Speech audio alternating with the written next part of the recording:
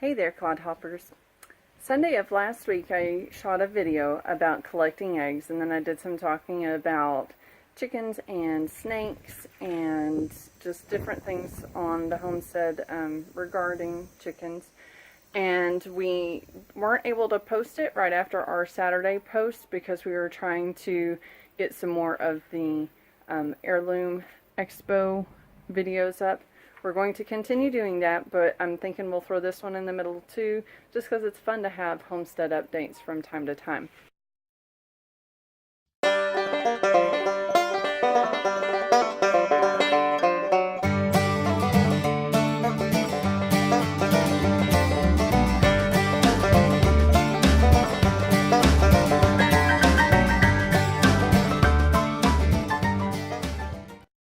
Alright, so yesterday I shot a video amid all the tasks we were doing, showing you collection of eggs, but I forgot, or apparently turned the phone a certain way and it recorded the wrong way. So I want y'all to be able to see the video easily, so I'm going to reshoot that part. So here we go. We're going to go collect some eggs. Oh, by the way, the hens have been out since about 12:30 or so. Sometimes we let them stay in longer so that they will hopefully lay their eggs in the nesting boxes that they chose. We didn't choose them. They chose them. We'd rather them be in a more convenient area. But no, they chose up high in the rafters. Right there. And right there. Which makes sense because, you know, to get away from natural predators in the wild, they go into trees and high areas to roost for the night and apparently to lay their eggs. So they're doing the more natural thing. It just means that we, to collect the eggs, have to use a handy dandy ladder. And we got to the point where it was like, you know what? I'm going to be lazy. Let's just leave the ladder in the enclosed area of the chicken coop, the breezeway.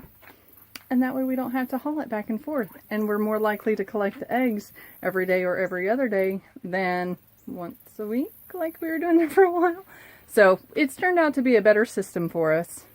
But it still is like, really? Y'all couldn't just lay lower to the ground? However, I will say that even when they were laying lower to the ground, they actually would lay underneath our... Like we have grid boxes for their nesting boxes in the building side of their coop. But there was a gap, and the gap slowly got bigger and bigger to the point where hens would go underneath and they would lay their eggs underneath. The downside, besides the fact that we had to use a hoe to drag the eggs out, was that snakes got to them fairly easily there, and we lost lots of eggs that were on the ground through the past several years to snakes. And then we also lost the hen a while back ago, which is why we went ahead and started killing the snakes pretty much anytime we can catch them, anytime we see them in the chicken coop. I don't like doing that because I have identified them online. They are Texas rat snakes, so they're actually really beneficial snakes. They're non-venomous. They're not pit vipers, so they can't hurt you other than just a bite. But it's not two fangs because only the venomous snakes have the two fangs. And those fangs are what they use to inject the venom or poison into their prey or into a person.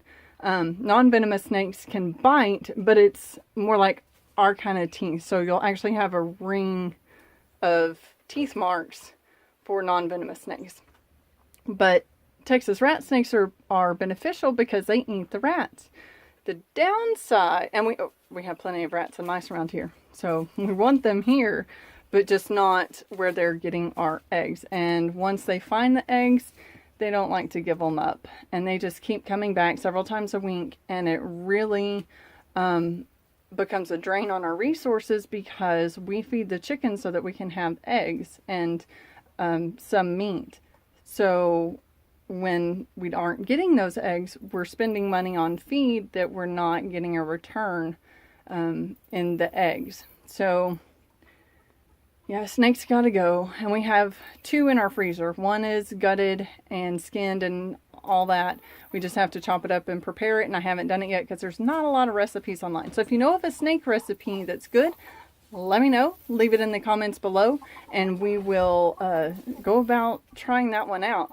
A lot of things I've read says that when snake cooks, it doesn't smell very good, but the meat itself tastes good. So, and then the other snake that we have in there, it was a busy day. I just put it in a bag and stuck it in the freezer, figuring it's frozen. It should be okay. We will see. All right, so back to the egg collection. Oh, darn. That one doesn't have any. Okay, let's try the other side. So we're going to move that bowl and then climb down, move the ladder. Woohoo! Sorry, you get to be in my face. Whoops. Okay, helps if I maneuver the ladder around right. All right, now we're gonna go up. Hopefully this one has one or 2. How many do you count? I'm not high enough on the left. Oh, just 1. Okay, well, hey, 1 is 1. So, I'm gonna set y'all in the bowl and climb on down. So,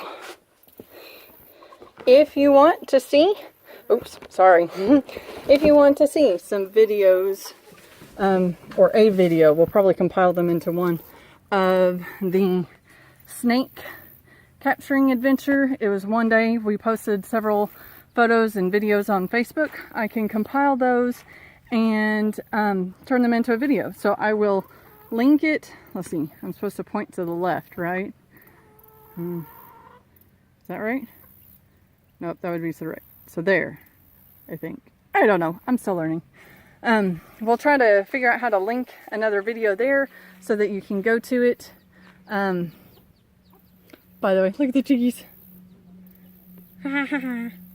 So cute. We decided to go ahead and let them out. Well, I decided to let them out again today. See how they do. Because really they need to learn with Mama. She's got to teach them those instincts. Anyway. Alright, Clodhoppers, thanks so much for joining us. This is Cymbre Cooker at Homesteading at Cooker Gehoofd. Thank you for joining us, and I hope you come check us out next time. Bye. Go ahead. So our cat was getting this caterpillar. It's a very fat caterpillar. Look at his face. It's all mooched in because it's so fat. And I thought this end was the front. Apparently it was the back.